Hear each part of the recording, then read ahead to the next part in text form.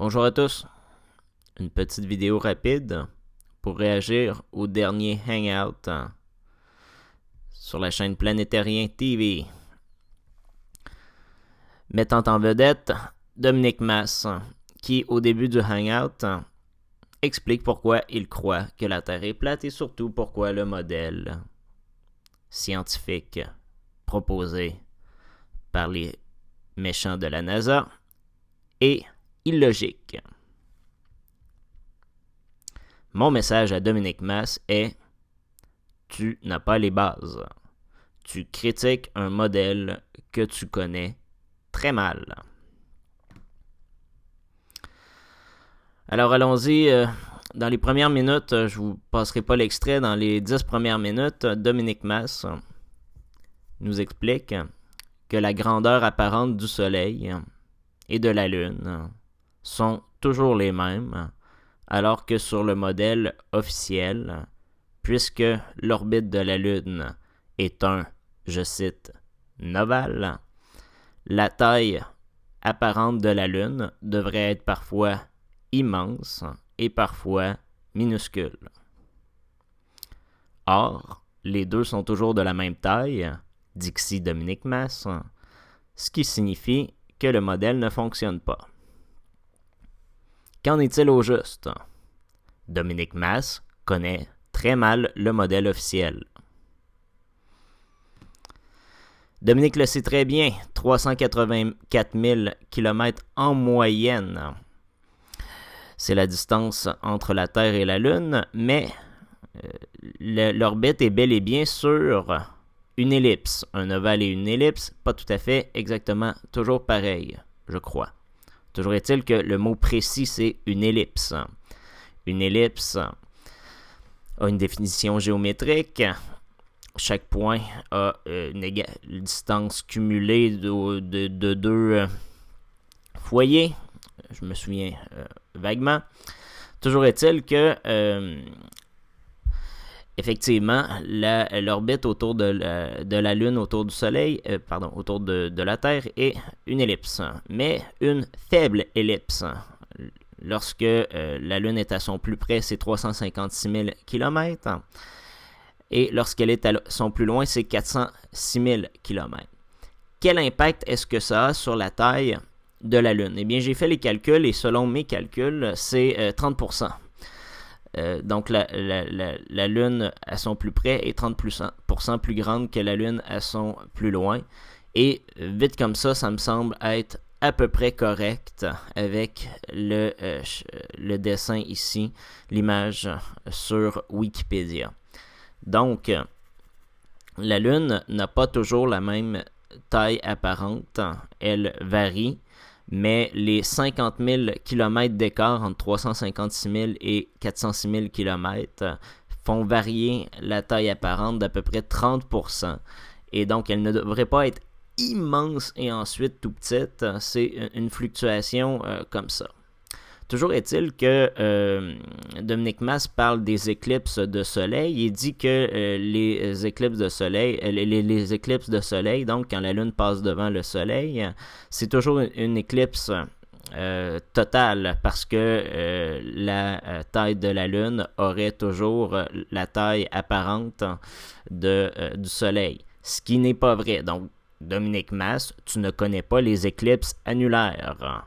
Qu'est-ce qu'une éclipse annulaire? C'est lorsque justement, comme sur son orbite, la Lune est plus éloignée de la Terre, sa taille apparente, elle est plus petite, ce qui fait que lorsqu'elle passe devant le Soleil, on voit très bien ici l'image, elle est trop petite pour cacher totalement le Soleil, ce qui fait finalement qu'il y a un anneau comme annulaire, un anneau de Soleil toujours visible.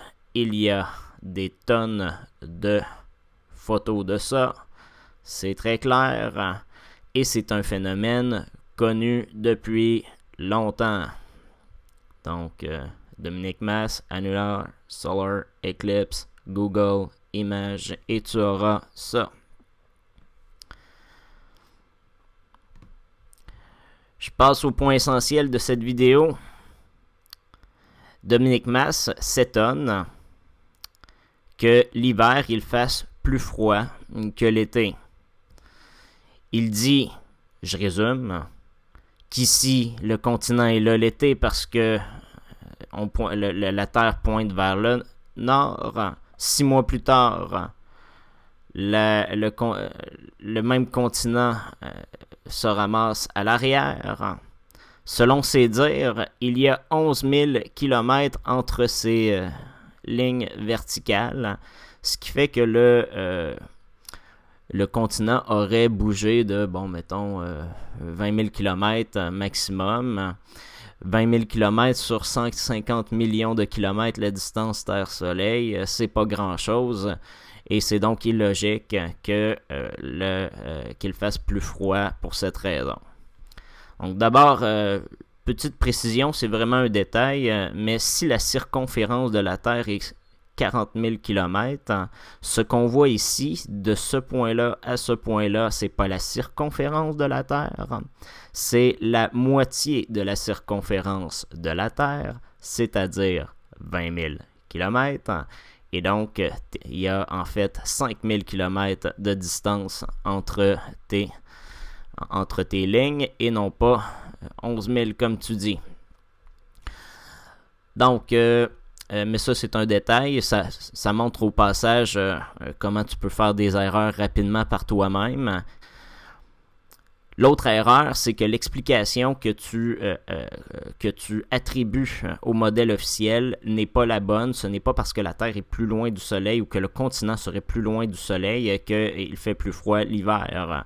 La Terre tourne sur 24 heures. Donc, ce qui veut dire qu'en équateur, quand il fait toujours chaud à l'année, eh bien, le jour, le continent, il est plus proche du Soleil et la nuit à minuit, il est à l'opposé. Il a fait 20 000 km et c'est pas pour ça qu'il fait plus froid. C'est pour une autre raison et là, c'est une raison qu'on m'a apprise à l'école, si je me souviens bien, au secondaire. Et je suis même pas sûr, j'en ai aucune idée, je sais ça depuis toujours. Pourquoi fait-il plus froid en hiver? Parce que le soleil, lorsqu'il monte le midi, va monter moins haut. Et donc là, il faut imaginer que les rectangles, c'est une quantité d'énergie. Le soleil donne une quantité d'énergie. Donc ici, ce sont des rayons. L'été, lorsque le soleil il est plus haut, vous avez une quantité d'énergie qui va couvrir le petit cercle jaune ici. Donc, une quantité d'énergie va venir réchauffer le point jaune ici. Donc, c'est une manière figurée, là, c'est pour montrer que lorsque le soleil, on est en hiver, il monte moins haut. Et là, la même quantité d'énergie, elle arrive de biais. Mais ça, c'est pas juste l'hiver, c'est aussi valide le soir. Quand le soleil se couche, il arrive de biais. C'est pour ça que, avant même que le soleil soit couché, les températures commencent à se refroidir. C'est parce que on reçoit moins de quantité d'énergie parce que la lumière du soleil arrive de biais. C'est pas parce qu'on s'éloigne du soleil. Donc, lorsque le soleil il est plus bas, ça peut être l'hiver ou ça peut être le soir ou le matin, eh bien, la même quantité d'énergie, c'est le même rectangle, là, la même hauteur ici, et l'énergie va se disperser ici de biais, ce qui va faire en sorte que la même quantité d'énergie va réchauffer une partie beaucoup plus grande de la Terre. Même quantité d'énergie, plus grande surface terrestre chauffée. Ça veut dire que à chaque endroit dans ce cercle-là, il y a moins d'énergie. Donc, c'est le ratio énergie qui provient du soleil, surface chauffée par cette énergie qui fait en sorte que l'hiver, il fait plus froid. On reçoit proportionnellement moins d'énergie du soleil parce que le soleil provient avec un angle plus élevé que l'été. Évidemment, au Québec ou en France, l'été, c'est jamais 90 degrés. Comme ça, on est au-dessus du tropique, mais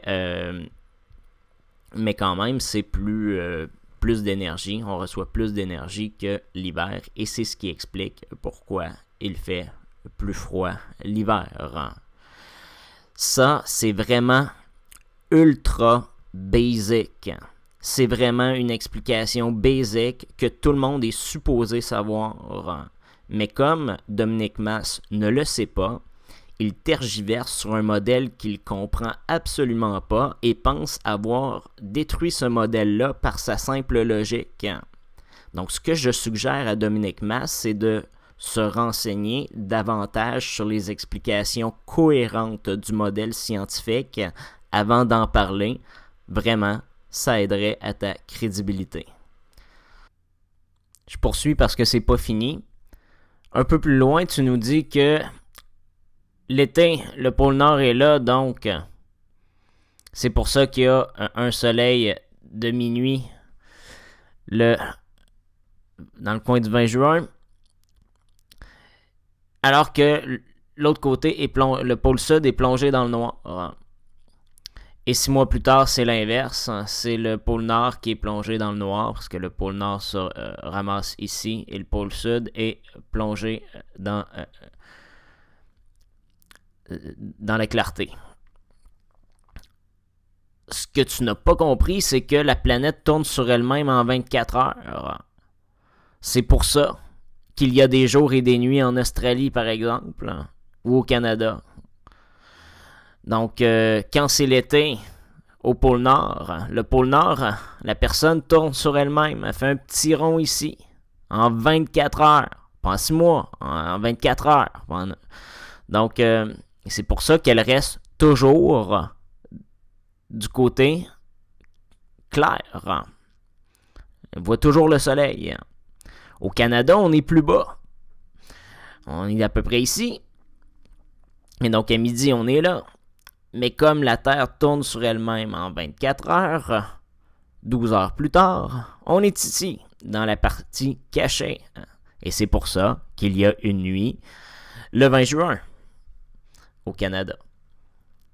L'Australie, elle est à peu près ici.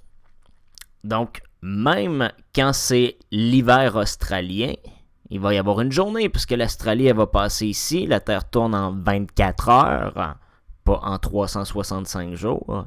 Et à un moment donné, elle va être ici. Ça va être midi pour elle aussi. Et après ça, elle va aller... Donc, elle va aller par là au fur et à mesure que la Terre tourne et passer du côté obscur de la Terre.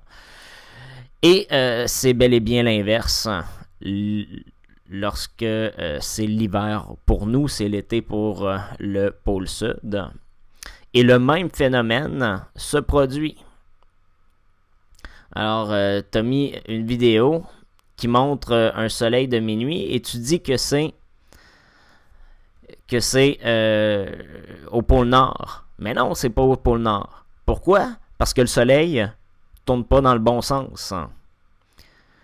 Le soleil au pôle Nord, quand on regarde le ciel, il tourne dans le sens anti-horaire.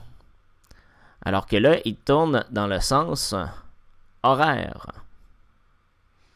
Ici, c'est au pôle Nord. Le soleil s'en va comme ça, de gauche à droite, si on veut.